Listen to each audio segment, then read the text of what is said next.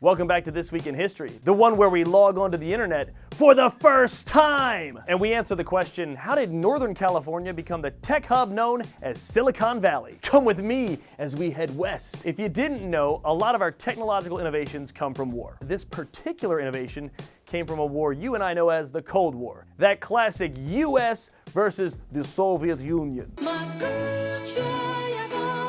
At the height of the Cold War in the 1960s, the big fear was obviously nuclear warfare. If a nuclear attack happened, could the United States prevent it or communicate enough to deal with it? For most of the 1960s, military computers communicated across singular telephone lines. But by 1969, that defense funding turned from military to academic research. The funding went into an agency called ARPA, Advanced Research Projects Agency. Got it. Sounds like a pirate research center. ARPA. Here's the problem. Research institutions across America, like military bases, are far apart. They're on other ends of the country, and it's hard for them to communicate. The loss of time is a loss of innovation, and a loss of innovation is... It's a Soviet win.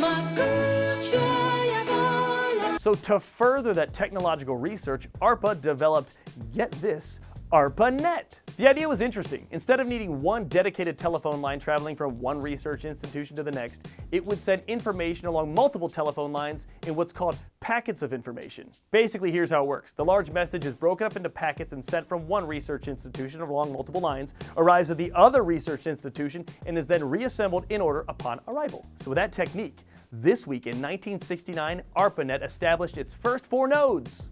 Wait, what's a node? Glad you asked. It's basically a communication center. The nodes were at UCLA, UC Santa Barbara, go Gauchos, Stanford University, and the University of Utah. And after they were all connected, ARPANET was online and ready to surf. It grew and expanded to other institutions and other government agencies over the next several decades until it was shut down in the late 80s. But during that time, some of the basic protocols and early trails for the internet were blazed by ARPANET and are still used today.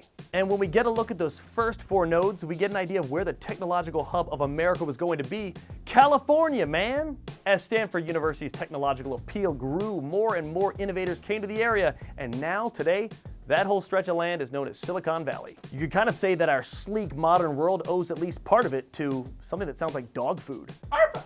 ARPA! ARPA! ARPA! Sounds like a dog with hiccups.